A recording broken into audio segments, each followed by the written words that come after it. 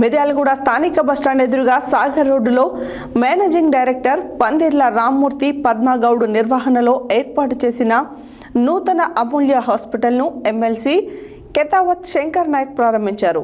ఈ సందర్భంగా ఆయన మాట్లాడారు. ఈరోజు మిర్యాలగూడ స్థానిక బస్టాండ్ ఎదురుగా సాగర్ రోడ్డులో మేనేజింగ్ డైరెక్టర్ పందిర్ల రామ్మూర్తి పద్మగౌడ్ నిర్వహణలో ఏర్పాటు చేసిన నూతన అమూల్య హాస్పిటల్ను ఎమ్మెల్సీ కెతావత్ శంకర్ నాయక్ ప్రారంభించారు. ఈ సందర్భంగా వారు మాట్లాడుతూ అమూల్య హాస్పిటల్లో తక్కువ ఫీజుతో మంచి వైద్యం అందించాలని యాజమాన్యానికి వారు సూచించారు. అదేవిధంగా హాస్పిటల్ నిర్వాహకులకు శుభాకాంక్షలు తెలిపారు. వారి వెంట కాంగ్రెస్ సీనియర్ నాయకులు స్కైలాబ్ నాయక్, రాము, జాజుల లింగం గౌడ్, మహేష్ గౌడ్ తదితరులున్నారు.